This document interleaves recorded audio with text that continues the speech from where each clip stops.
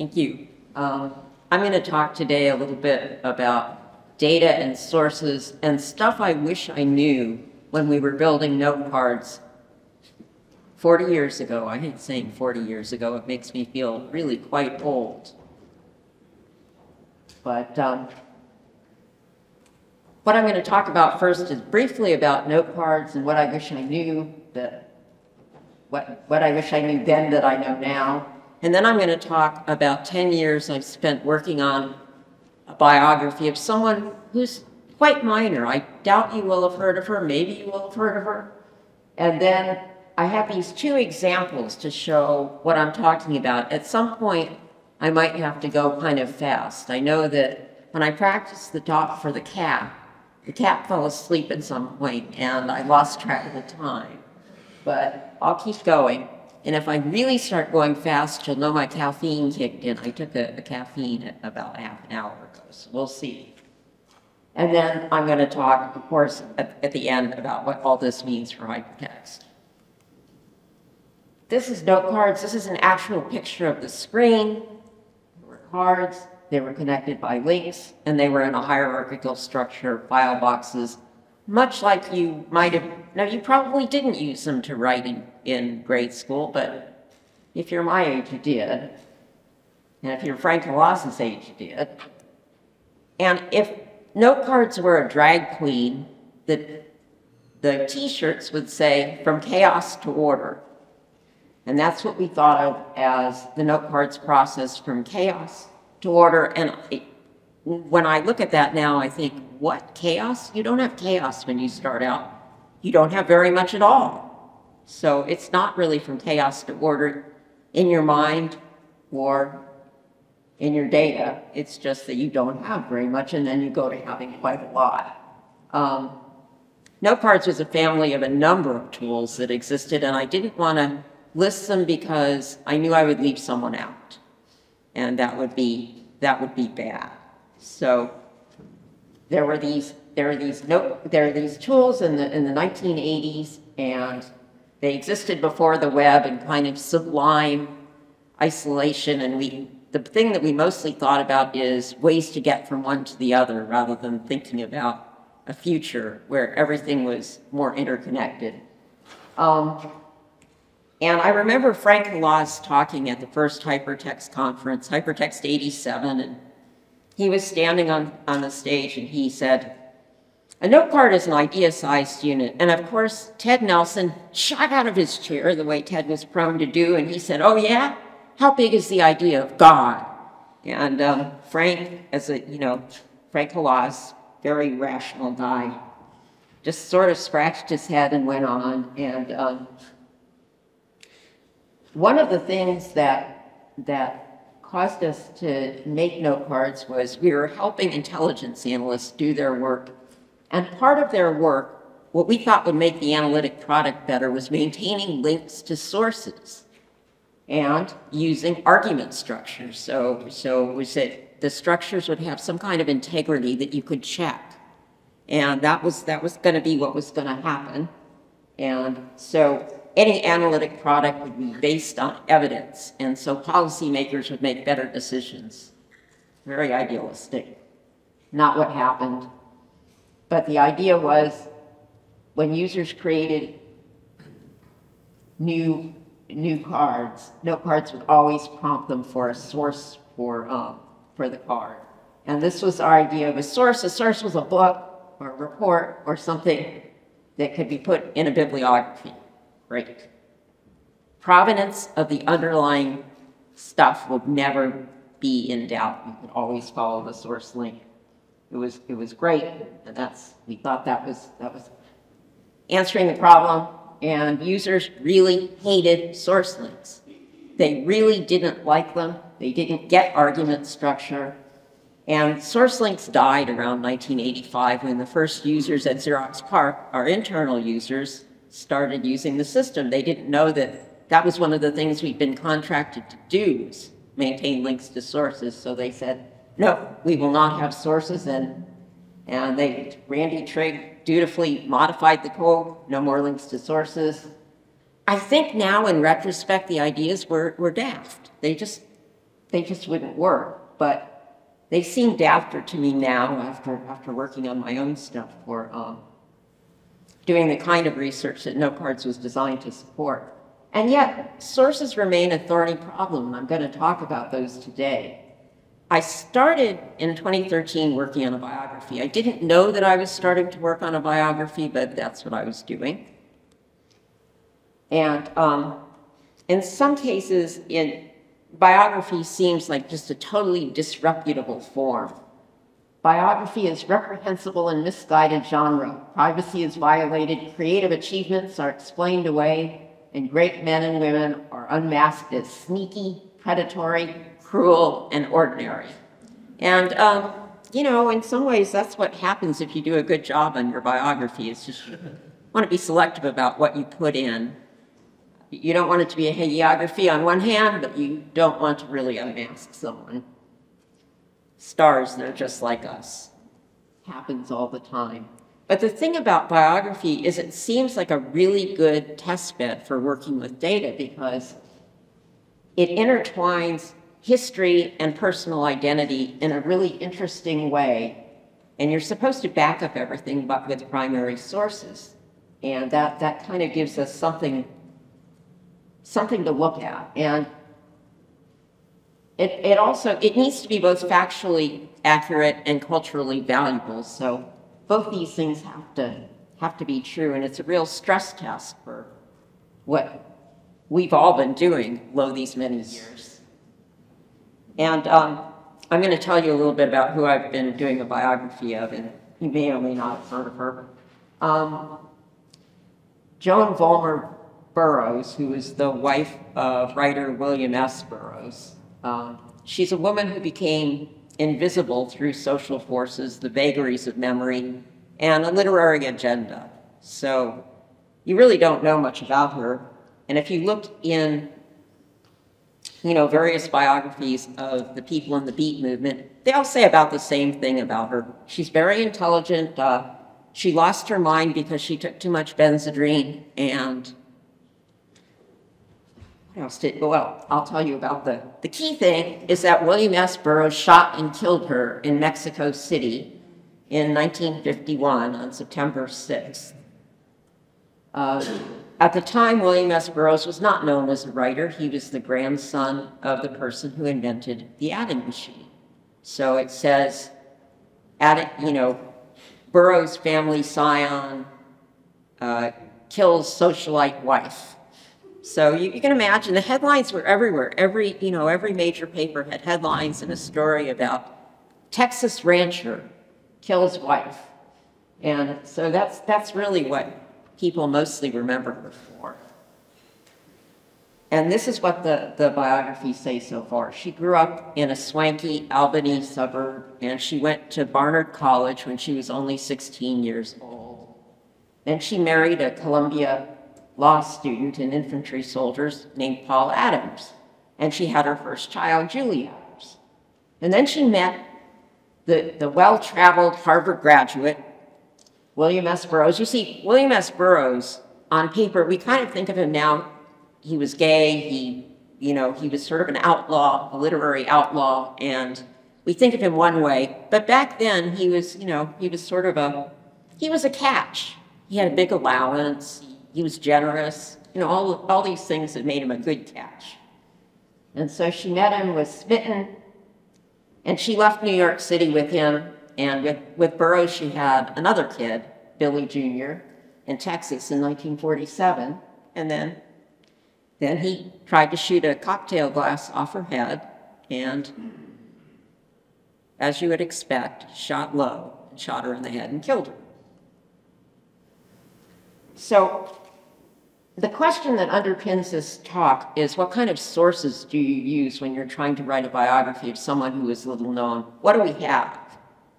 There are things scattered hither and yon that I'll talk about that I've used to write, but my literary agent said it would be easier to sell the book if Joan were sort of like Jane Bowles, or maybe like Zelda Fitzgerald, and was sort of the power underlying her husband, the writer. And I haven't made good on that. My agent has given up on me. And then there's also this underlying Silicon Valley idea that with generative AI, who needs biographies anymore? You just ask ChatGPT and it'll write you a biography from all of the sources that it has access to, all the many sources it's been trained on. And there's that too.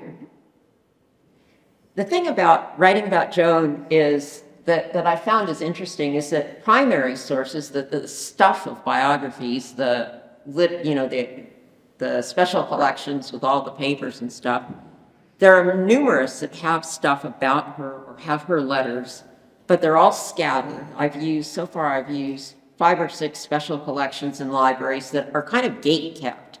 I've had to, develop relationships with people in the Beat community and, kind of make my way into those collections. And I like it. I like doing any kind of research that involves wearing gloves, so it's fun.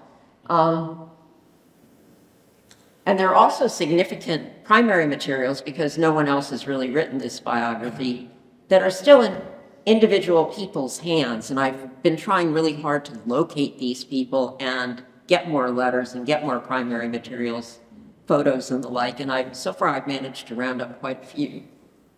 The secondary sources are, as I said, they're often incorrect. It's very odd, because people didn't know much about her, and her family obviously didn't want to say anything to biographers because, they killed Joan, so, she wasn't interested. Joan's mother, in particular, wasn't interested in participating, and she said if she ever saw William S. Burroughs in person, she'd punch him in the nose, which is a very kind of composed, educated, and sedate lady, so I like to envision her punching them in the nose. I think there's a real echo chamber in effect here, and it shows up in interviews too. If you interview people, they've read the biographies, they know the usual stories, and they sort of personalize them. They put themselves in the stories, and it's really scary to look at some of the interviews because you see them and you think, no, that couldn't have happened. There are more and more people in the room when Joan was shot, when actually they weren't in the room, but they, over time, they put themselves in the story. So it's kind of scary because people believe them. And, all of a sudden there's a big party going on in the room, and they heard the shot from another room. They weren't in the room, but they were in the next room. And it was someone else's apartment, so you wonder how they got there. Anyway, after a while, I decided I was going to toss out all of the secondary sources and just rely on stuff that I found in primary sources. Even there are problems, but I won't get into that right now. One of the things that happened while I was working on this is there was an article in the New Yorker that really caught my eye. It was from Lyndon Johnson's biographer and a biographer of Robert Moses, and he's done a lot of really good historical research, Robert Caro, and I admire him a lot. And he talked about what he had to do to write the Johnson biography and the Moses biography. And not only is there this article, there's also a book that he wrote about doing the research and a movie. I mean, if you can get your work option into a movie, you've kind of made it. So that's cool. And one of the things he said, it was something I already had discovered, but it would have been good to discover this earlier, much earlier, is that he said, Alan Hathaway, his editor at Newsday, looked at me for what I remember as a very long time. Just remember, he said, turn every page. Never assume anything. Turn every goddamn page. He turned to some other papers on his desk, and after a while, I got up and left. Now, I wish someone had taken me by the lapels, such as they are, and said this, because it's very important, but it doesn't seem right in an internet age. I mean, I'm really not sure how you turn every page on the internet. You follow every goddamn link. You search every goddamn name or term. I'm not sure how you do it. But I have to say that when I started out stopped doing special collection fund research in spring of 2014. I'm close to well, not that close, but close enough to Stanford to go there. At the time, I was still working in Silicon Valley, so I could kind of sneak out and go to the reading room. And I got the finding aid, and I used highlighter on it to mark off every folder that seemed probable. It was misguided. I missed a whole lot. By 2016, I learned the turn every page thing the hard way. And this is a still from a movie by a guy named Howard Bruckner, he made this movie in 1983. It was a kind of a biographical movie about William S. Burroughs. And I actually stopped the movie and clipped out a frame because this was supposed to be Joan and baby Billy Jr. in her arms. And I thought, well, the hairstyle looks kind of funny. It doesn't look like a 40s hairstyle, does it? It really doesn't look 40s. But I thought maybe they're wrong and it's Julie in. But that would be even earlier. No, I don't know. But Burroughs apparently furnished this photograph to Bruckner because the Burroughs estate also furnished the same photo to me. They said, James Grauerholt said, I've got a photo you've probably never seen. And so he gave this to me. And I dutifully filed it away.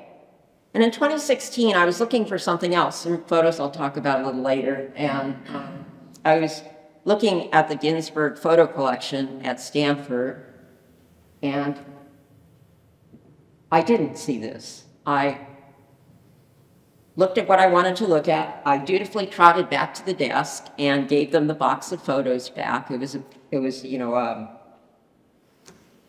the contact sheets, not actual prints, and I gave it back to them. And the librarian at the desk said, "Are you sure you're done with that yet already?" Because I'd only been looking at it for about 15 minutes. And I said, yeah, it doesn't have what I need. And he said, "Okay, if you're sure, I'll send it back to the remote storage." And I said, "Yeah, I'm sure." And so he walked off, and I don't know what in me caused me to go back about 15 minutes later and say, "Did that go back yet? I need to look at something a little further on." And he said, "I think it's gone back." And I said, "Just check, okay? Please just check." And he did check, and he brought it back to me. And I was looking for something else. I wasn't looking for this, but when I saw it, I instantly knew that Burroughs had misidentified his own wife. And I was sort of shocked. I thought, wow, he didn't remember what she looked like. He must have just erased her from his memory. And these are now online, and I would have totally missed it in an online collection because I would have said, I'm not interested in anything older than, say, 1952. I would use a little slider and say, okay, this is what I'm interested in. There we go. I would have totally missed it. Now that I've been working for about a decade, I have a lot of stuff. And it's in some kind of minimal order: chronology, people, places. That's my primary organizing rubric. But I have about 50,000 items that every one of them I've curated myself. So, you know, it's sort of an immense amount of handwork. I don't know how you would do it any other way, because you need to look through everything and sort of decide what you think about it. And for example, I've got home movies and government records, newspaper stories, just all kinds of stuff, interviews I've done, interviews other people have done. And the whole thing is just to juxtapose different things to discover what was happening in a time and a place, who knew what about whom. And one of the things that I discovered was omniscience is a biographer's enemy, because omniscience is the way biographies are written, but everybody doesn't know everything. And when you interview people, you can really throw them off by using the wrong name. I called Joan Adams, which is her second husband's name. She was known by Joan Adams, not Joan Vollmer, and I was interviewing psychohistorian Bruce Majlis at MIT, He was quite old by then. We were going through his secretary, because that's what he called her, his secretary, and I asked about Joan, and he said, don't know her. I said, and then, you know, I was kind of worried, and we started talking about some other people. And then finally I said, oh, Joan Adams. He said, oh, Joan Adams. And he made a remark that I won't repeat it here, but that led me to believe that he had indeed had an affair with her. And, you know, it was interesting. But so what I've discovered in doing all this is that even special collections, which you sort of think of as a primary authority in this kind of humanities research, even they have a perspective. People have kept these things. And for example, Allen Ginsberg was very, he was very pack ratty. You know, from my work on personal archiving, I know that people are sometimes pack rats. And Burroughs was the opposite. He threw away everything. Allen Ginsberg kept stuff. He kept all kinds of stuff. And it has his perspective. You can see it through and through. He's annotated stuff. I don't know when, because, you know, in a special collection, you're relying on dates and original order, and it certainly doesn't have all that. But I'm gonna tell a story now, and I want you to keep an eye on the sources that I've used, just because they're so varied. And I'm not going to make anything of them, but you'll see. It all started with a master's thesis that a student in Texas was writing, and I asked him for it. It was about Joan, and it was the first piece of research I found that was just about Joan. And mostly he said the things that were in secondary sources. But one thing he did do is he pulled her letters out of some of the archives, and he reprinted them in the back, and I thought, wow, there are some things that I haven't heard of before. And I started putting her name into Google, which is, you know, maybe not the best impulse in the world, but I did that. And the first thing I got was a hobbyist collections of newspapers, somebody who worked on genealogy in upstate New York. And there was this huge collection of newspapers that he'd gotten from libraries. They were very poorly OCR'd and stuff, but they were free, which later I would grow to appreciate, and also offered a Boolean search, which I would also appreciate. And I got this wedding announcement, and I thought, I didn't know she had a first husband. Oh, look. And it was sort of buried there on the women's pages of the Albany Knickerbocker News. And I thought, look at this. She was married on January 9th of 1940. Ooh, she would have only been 16 years old. How'd she do that? And this appeared on Saturday the 20th. So it's after the fact. That usually means that someone has eloped, because you don't put in a wedding announcement after the fact. You usually put it in before or on the day. And it was in Henderson, North Carolina. What goes on in Henderson, North Carolina? Why did she get married there? Did she just do the thing of they have marriage age that's much lower there? What happened there? And she's a graduate of St. Agnes School. What happened to Barnard? Where's Barnard? She was going to Barnard College. She got a scholarship to Barnard just 6 months earlier. What's going on? And she's living in Great Neck. She's back in the suburbs. All she ever wanted was to live in New York City, and she's back in the suburbs. What the hell? And so I looked up Henry Allen Keeler, and it goes without, I mean, the best guess was my first guess, because he was a student at Columbia University, right across the street from Barnard College. In October, he pledged a frat, and then he was ambitious enough to run for class president.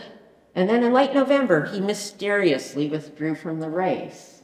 And these are from Columbia's student newspaper, okay. And then from Barnard's student newspaper, we discover that, you know, in some ways they encourage Barnard students to mix it up with Columbia students. Okay, that makes sense. And I looked up Henderson, and, you know, this was early on, and I didn't know where to get all the weather stuff, which I do know how to do now. But I looked at the average temperature, and it was not pleasant there. It wasn't like they were going to a vacation paradise. It was right across the state line. Why could they be there? So someone, my friend Yoram, said, well, why don't you get the marriage certificate, and it might tell you a thing or two. And so I wrote to the Vital Records office in Henderson, and I taped 2/4 physically to the piece of paper, folded it up with a self-addressed stamped envelope, and said, send me something back.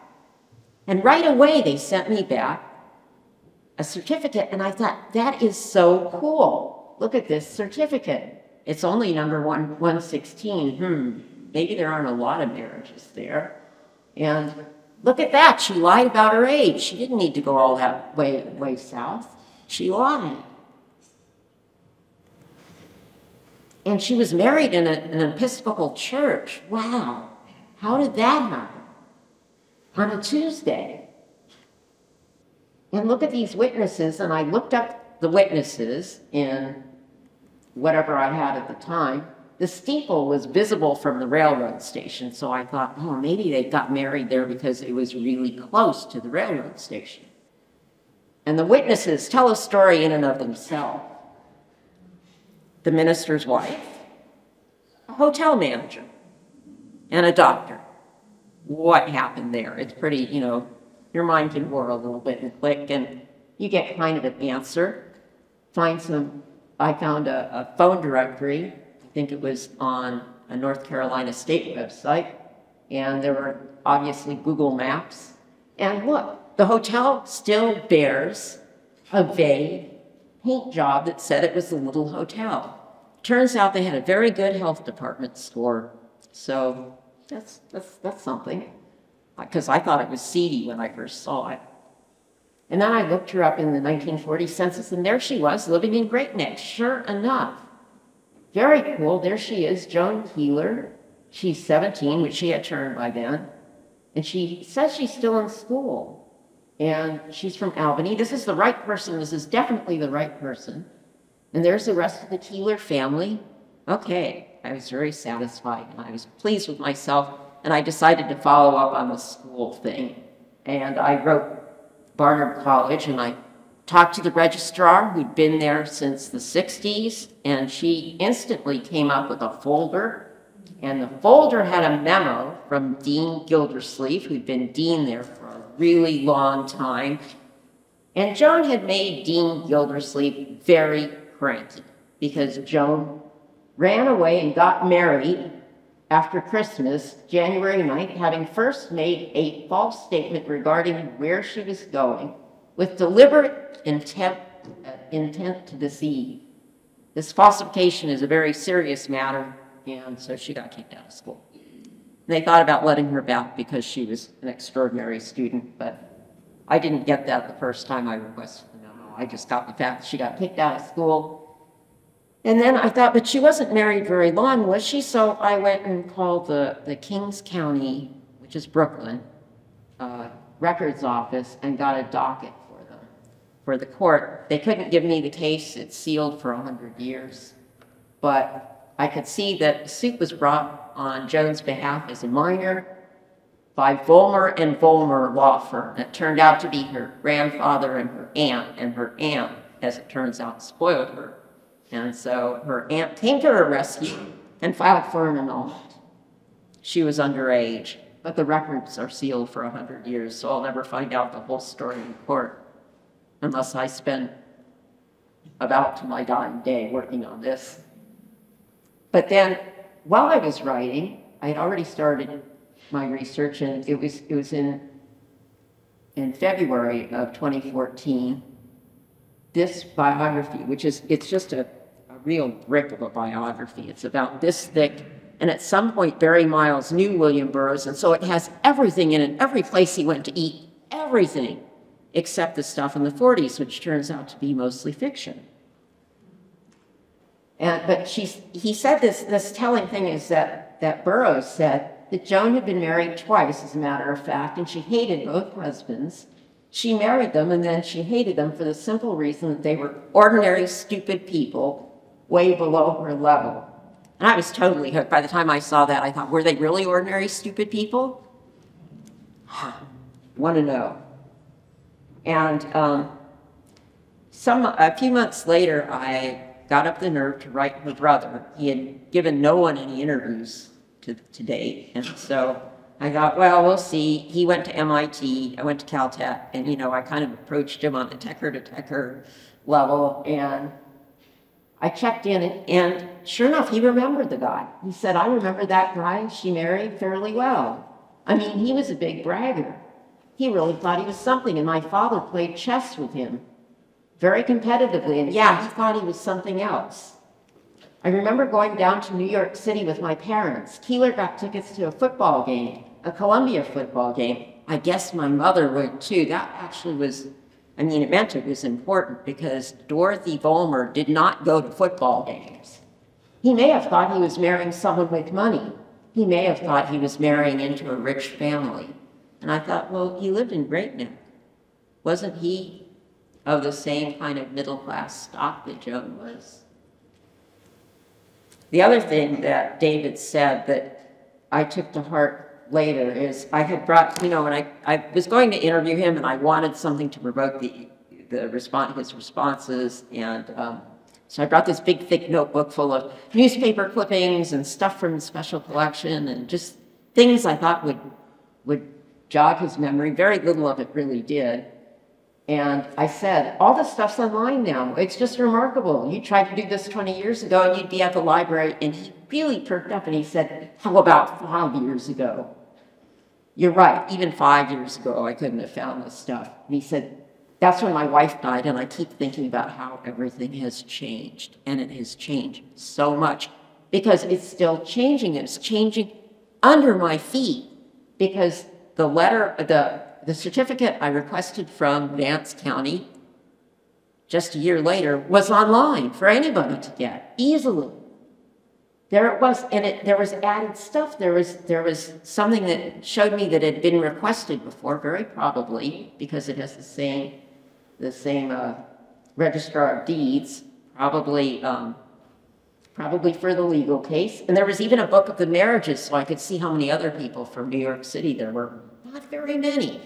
Why on earth did she marry there? And every year since then, I keep finding more stuff online. I have to keep myself from looking too much because it's just irresistible. But in the Henderson Daily Dispatch, now there's a little marriage announcement around town. This young couple from New York City was granted a license to marry. And on the 9th of January, there had been a big snowstorm. The streets were all snowy, and it was actually kind of interesting. Why were they in Henderson? I don't know, but the case should be closed now, right? It's just a marriage, and it was annulled, and that's all you need to know. I told you the story was Shaggy, right? I promised you it was Shaggy. It is Shaggy. This is kind of unimportant, but maybe it is important. There was a record missing. It was Keeler's father's death certificate. I thought, well, 1883, he surely isn't still alive. Where the heck is the big family plot with all these magnificent tombstones? What happened to Howard? And I thought back to what analysts used to tell me about the dog who didn't bark. They always alluded to the same Sherlock Holmes story about the stable keeper where the horse disappeared. That what Holmes noticed was the dog that didn't bark. It should have barked, it didn't bark. The absence of data is very important. Okay, well, I'm going to keep looking.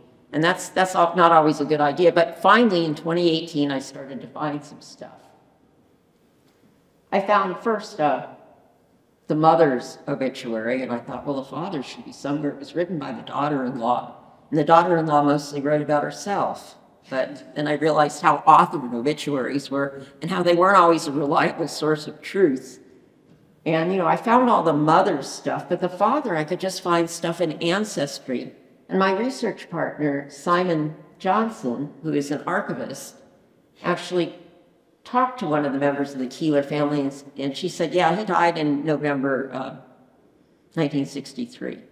And I thought, well, why are there no records? There's records for the wife. And then I thought I would look again at the 1940 census. And in my haste to confirm everything I found, it looked really good, there was a lodger in the house. I didn't look him up at all. And I didn't look at all the crossouts, and that the household, Joan and Hal, were together. They should have been together in the census. They weren't. They were separated. They were in age order, as if Joan was just a younger daughter. What the heck happened? And you can see that Henry was crossed out. His name is Hal, but Henry is his proper name, and he was originally recorded as single. What is all this? And so I started looking up the lodger. The lodger was a classmate of Howard Keeler at Columbia. He was also a Columbia graduate, and he was a ladies' man and a chess champion. And they'd been on the track team together. Something happened here. He had been one of the key developers of Long Island. He was the one that built all these big suburban houses in Great Neck and encouraged people to move out there. And indeed, Howard Keeler, who was an ad man, moved out there. So, all these people are living in these big houses. What happened during the Depression? Well, David Vollmer was right. They had really suffered during the Depression. Howard Keeler lost his job in advertising, and they started letting out a room in the house because both of the grandparents had died. And then all of a sudden I found that Howard Keeler was being indicted for fraud. Oh no. And the lodger was in the same kind of dire straits. His house had been foreclosed upon. His mother-in-law had died in his arms in these apartments. And I thought, where's his wife? Oh, she's in Midtown Manhattan. She's living the life of Riley here in the Hotel Marie Antoinette. Okay, well, we're finding some things, and we find his draft registration, and his closest contact was Mrs. Keeler, his landlady. Suspicious. But we should also see a draft registration for Howard Keeler. Is he still living in that house? I began looking for an obituary for him, but what I found instead was that the guy who had the newspaper collection had ingested New Jersey death records. And there he was in New Jersey. What was he doing in New Jersey? And why did Harry A. Keeler have the same index number? Is there anyone else indexed that? Harry A. Kingsley.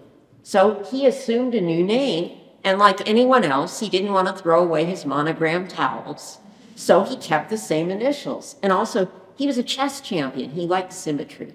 So there he goes. He gets his symmetrical name. Well, did he order a new government ID? Well, certainly he did. He applied for a Social Security card under his new name with kind of semi-fictitious parents, just what he needed to lie about to get the card. And he'd moved to New Jersey, to Jersey City, New Jersey, and lived in a row house. And he was another lodger, and he moved there before 1935, and his income matched his Great Neck income. So he was clearly supporting his family, and his landlady was also a bridge teacher, just like him. Oh, okay. Well then, we find his new draft registration. His wife is a sister. Okay, so it all fits together. And what I came to understand was that Irma was religious and didn't grant him a divorce, and it explains why Hal and Joan married in an Episcopalian church, an Episcopal church. So the fraud that looked like fraud was just his attempt to support two households. And then what about the other household? member, his sister. She died in 1947, which is mysteriously early. And it turned out she had sleeping sickness, which was something, I think, Awakenings or something. It's a movie based on that same sort of thing where someone is an invalid for many years, and they had put her in a neurological hospital, and she had gotten sick there and died of pneumonia. But now, all of a sudden, this happy suburban family looks more like the Glass Menagerie than it did like a Ramones song. So that's the Keeler household, and we're done, right? I don't know, I have to check on my time here. I'm getting, okay, let's hurry up.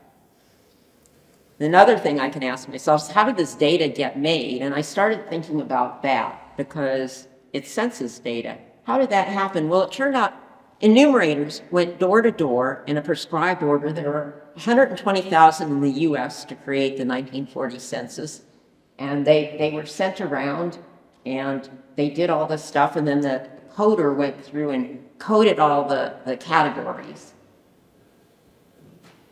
And I took the enumerator training, and I looked at the interviews, and they were told that if they even missed 8 people, they would excise a city the size of Cleveland in their work. So it was very important to count every person. So that's how they counted Howard twice. And they had prescribed ways of approaching a neighborhood. And you began realizing that all of the social media stuff about self-presentation applies here too, in records, in government records.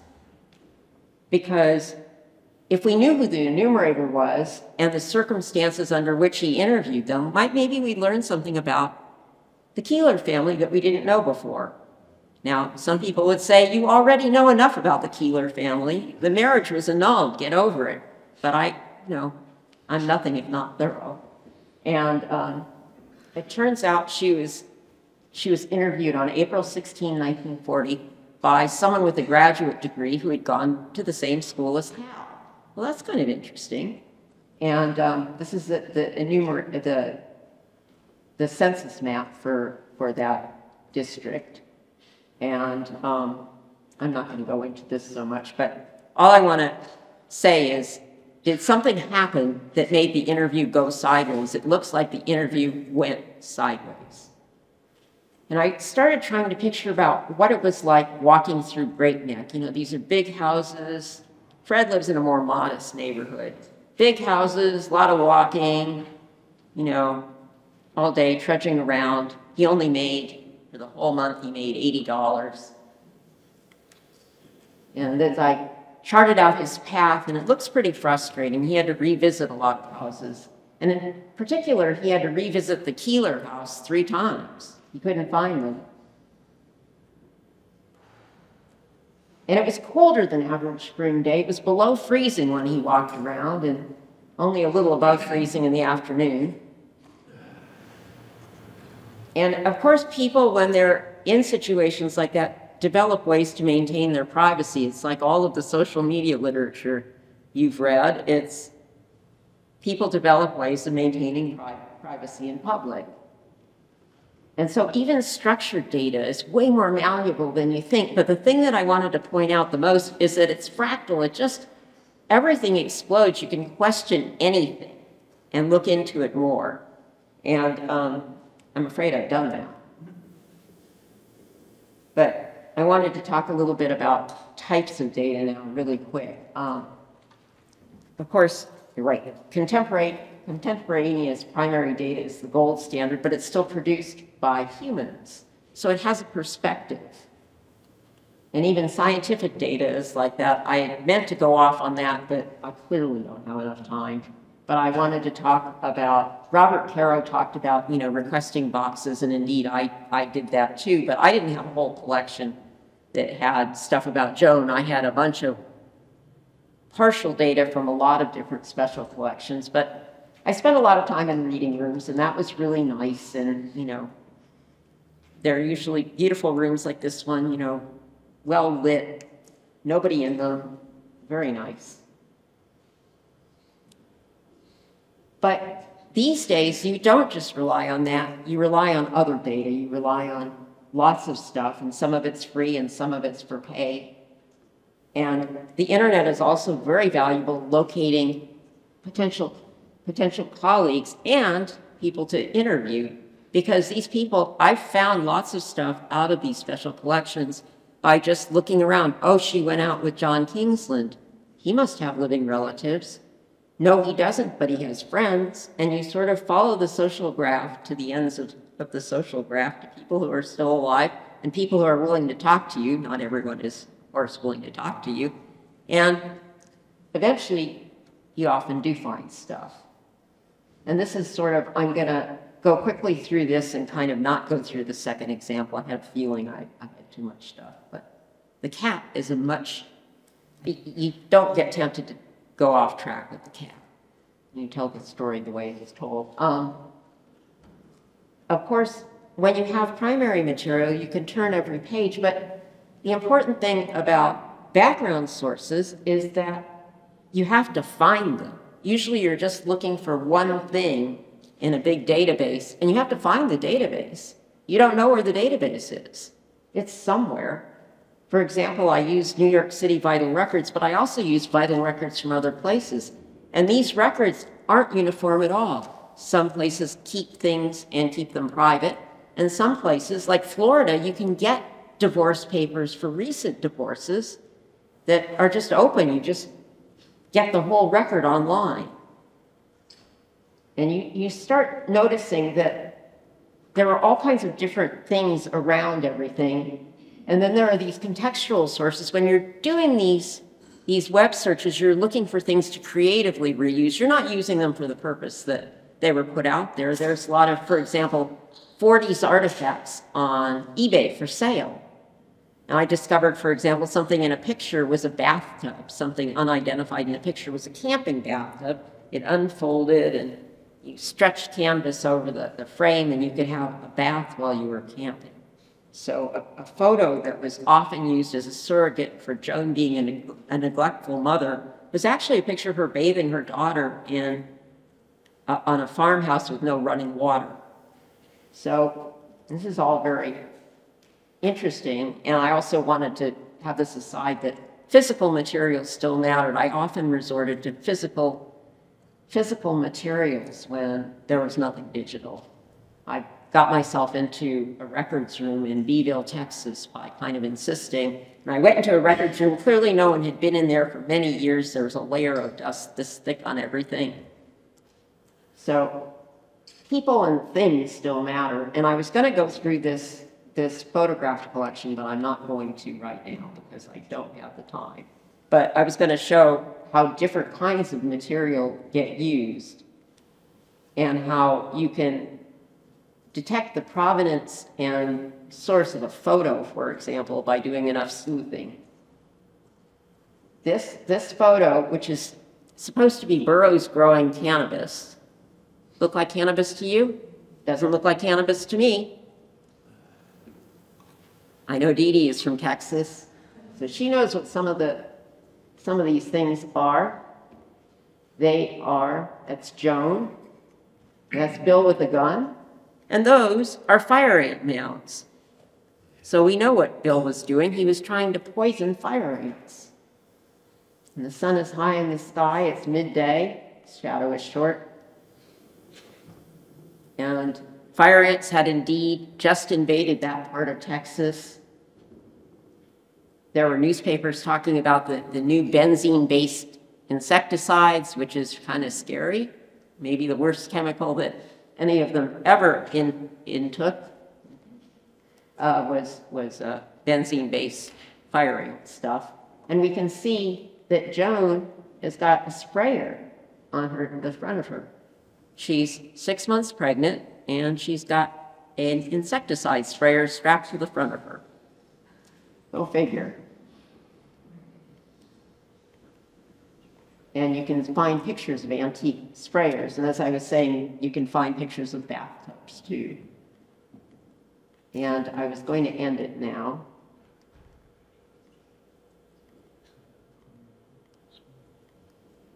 Back here. Okay.